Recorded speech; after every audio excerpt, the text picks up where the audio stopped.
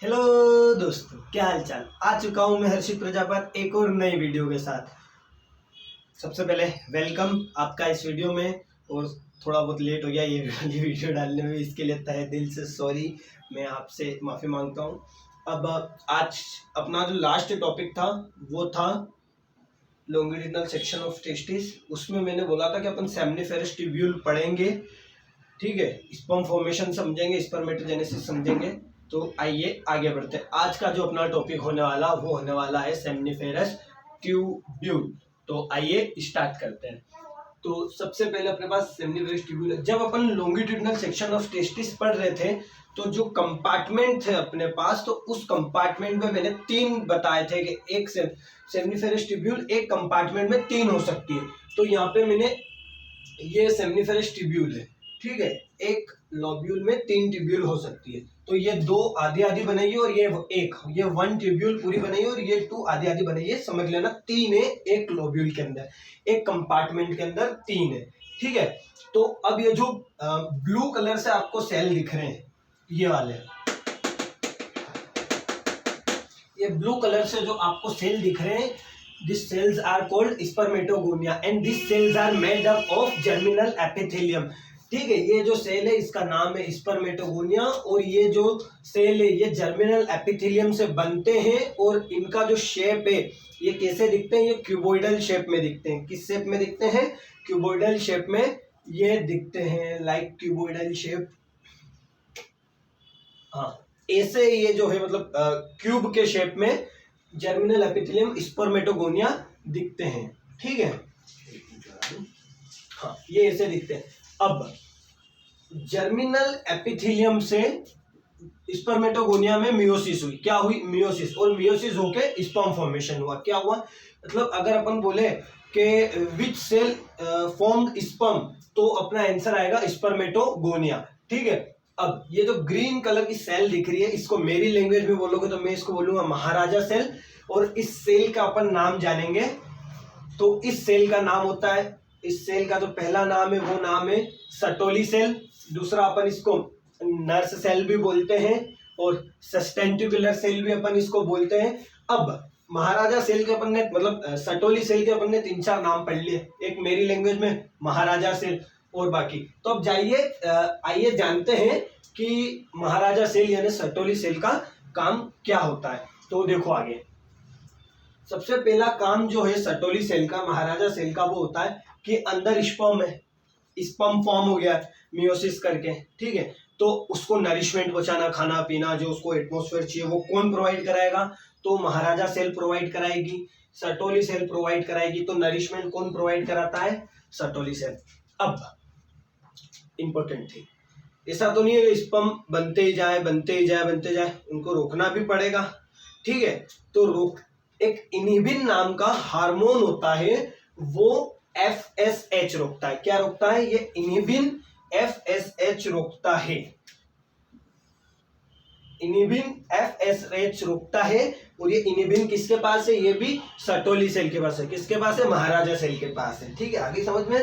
तो इनिबिन नाम का एक हार्मोन है जो FSH रोकता है स्पर्म फॉर्मेशन। जिस लिमिट में होना चाहिए वो काम ये इनिबिन का, अगर ज्यादा होएगा तो इनिबिन उसको रोक देगा, ठीक है। अब स्पर्म में तो टेस्टोस्टेरोन भी होना जरूरी है। तो टेस्टोस्टेरोन कैसे होंगे? यहाँ पे ये जो स्पेशल टाइप के आपको सेल दिख रही है, इसके थ्रू अंदर जाएगा, ये प्रोड्यूस करेगी टेस्टोस्टेरोन और कंसंट्रेट होकर टेस्टोस्टेरोन अंदर जाएगा सेल में, ठीक है। तो आइए कैसे, कौन भेजेगा और उसका नाम क्या है? ये जो लाल कलर की सेल है इनको अपन बोलेंगे लैडिक सेल। क्या बोलेंगे?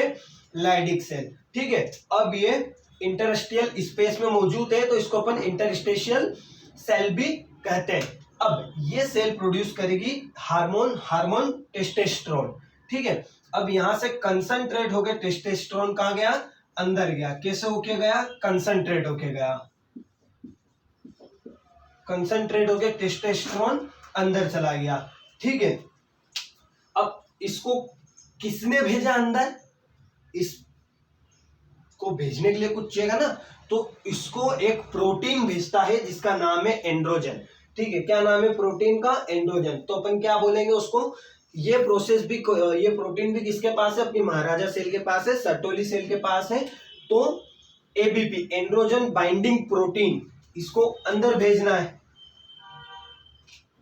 अपने को टेस्टोस्टेरोन को अंदर भेजना। तो ये कौन भेजेगा? एडीपी, क्या? ABP, sorry, ABP androgen binding protein किसके पास है? सर्टोली सेल के पास, महाराजा सेल के पास है। ठीक है, अब एक इंपॉर्टेंट थिंग समझना, अपना इम्यून सिस्टम, बाहर से कुछ भी चीज अगर बॉडी में आती है तो इम्यून सिस्टम को क्या लगता है कि ये अपना दुश्मन है, इसे मारो और भगाओ। तो इम्यून सिस्टम से स्पर्म को बचाने वाली, अब समझना ऐसा क्यों कि इम्यून सिस्टम स्पर्म को मारने आता है। ठीक है, इम्यून सिस्टम स्पर्म को मारने इसीलिए आता है क्योंकि sperm at the age of puberty, मतलब 11, 12, 13 साल की उम्र में स्पर्म बनना चालू होते हैं। ठीक है, इसीलिए इम्यून सिस्टम स्पर्म को मारने आता है। तो इम्यून सिस्टम से जो स्पर्म को बचाती है वो अपनी महाराजा सेल, सर्टोली सेल बचाती है। ठीक है, तो उस चीज को अपन, जो ब्लड टेस्टिस बैरियर है, वो भी किसके पास है? महाराजा सेल के पास है, सर्टोली सेल के पास है। अब एक बहुत इंपॉर्टेंट काम जो अपने को सेमिनिफेरस ट्यूब्यूल की एक लास्ट प्रॉपर्टी और वेरी इंपॉर्टेंट प्रॉपर्टी जो है वो अब अभी अपन डिस्कस करते हैं। एक वर्ड है वुल्फियन और एक वर्ड है मुलेरियन। वुल्फियन यानी मेल, मुलेरियन यानी फीमेल। अब ये दो डक्ट के नाम है, वुल्फियन डक्ट और मुलेरियन डक्ट। ठीक है, अब वुल्फियन डक्ट का काम होता है मेल बनाना और मुलेरियन डक्ट का काम होता है फीमेल बनाना। ठीक है, तो वुल्फियन डक्ट मेल बनाएगी, तो मुलेरियन का कोई काम नहीं है। मुलेरियन आएगी तो उसको रोकना पड़ेगा। ठीक है, ऐसा तो नहीं है मुलेरियन आएगी नहीं, आएगी, मुलेरियन भी आएगी, बॉडी कुछ भी हो सकता है। तो मुलेरियन को जो रोकता है, मुलेरियन डक्ट को जो रोकता है, जो रोकती है, वो कौन है? महाराजा सेल है। कौन है? महाराजा सेल, सर्टोली सेल।